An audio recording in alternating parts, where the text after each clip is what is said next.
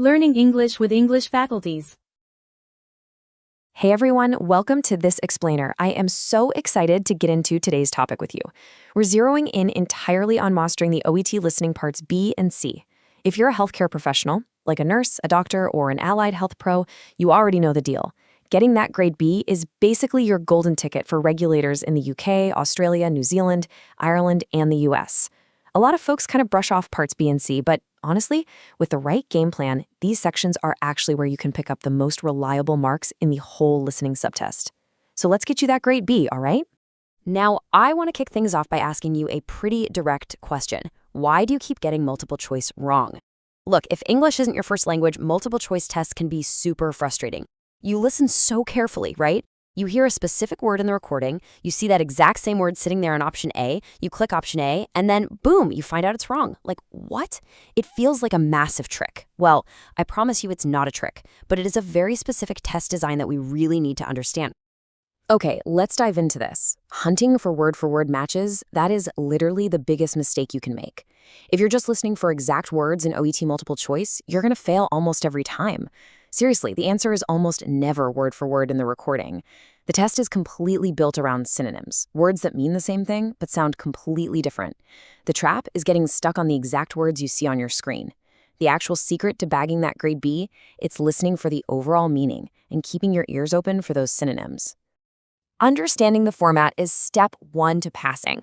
Here's our roadmap for today. We'll cover the multiple choice mistake, then look at part B, workplace interactions, move into part C, long presentations, break down gist versus detail, and finish up with winning strategies. Section 1, the multiple choice mistake. Let's get into it. Did you know the official OET Teacher's Handbook actually lists the top 4 mistakes that cause candidates to fail? And yep, listening for exact words instead of meaning is sitting right there on that list. Here's the thing.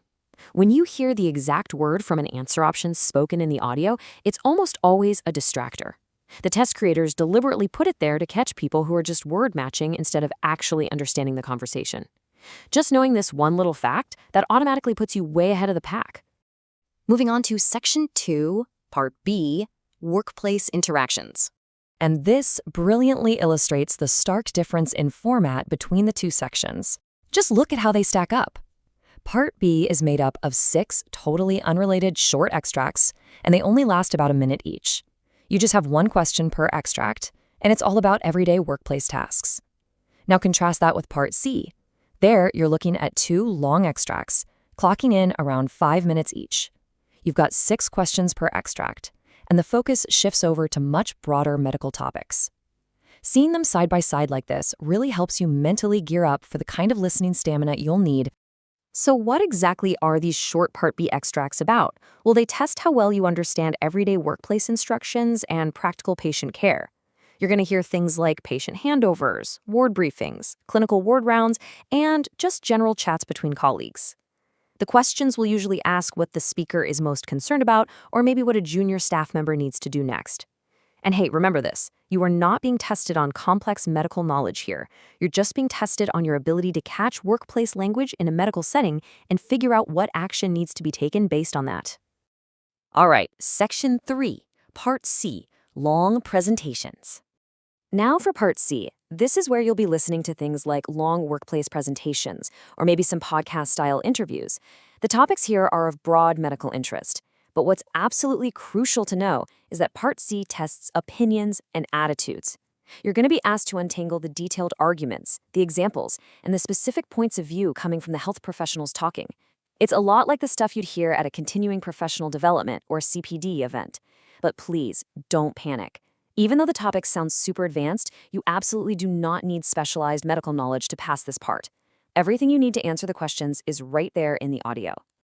Now, what's really interesting about this is the context sentence. Before every single recording plays, whether it's Part B or Part C, you'll read and hear a sentence just like this one. It tells you exactly who is speaking, who they are talking to, and where they are. Guys, this is literally your most powerful preparation tool. You get about 30 seconds before the audio actually starts. Use that time. Use this sentence to predict the kind of vocabulary you're about to hear. I mean, if you know a senior nurse is briefing staff on surgical ward procedures, your brain can instantly cue up words related to surgery, safety protocols, and nursing instructions. It's like a cheat code for your brain. Section 4. Gist versus detail. I want you to start thinking of yourself as a detective. Before the audio plays, look closely at the question and ask yourself, wait, is this asking me for the gist or for a detail? If the question says something like, what is the main point of the briefing, you are listening for the gist. That's the main idea, the big picture, the overall purpose. You really don't need to stress over every single tiny fact. But if the question asks, what does the nurse warn her colleague about? Well, now you're hunting for a detail, a specific instruction, a hard fact, or a required action. Figuring out exactly what the question actually wants completely changes how you listen. It makes you so much more focused. Finally, Section 5, winning multiple choice strategies. So the crucial point is how we actually pull all these pieces together on test day. Step 1, read that context sentence and the question stem so you can predict the scenario. Step 2, listen actively for synonyms and meaning. Remember, no exact words. And step 3, this is a real game changer. Use the strikeout technique. While you're listening, mentally or even physically, cross out the options that you know for a fact are wrong. If you're doing the computer-based test, there's literally a digital strikeout tool you can click to draw a line right through the bad options.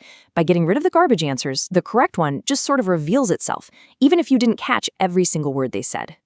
Okay, I need to give you a massive warning about distractors.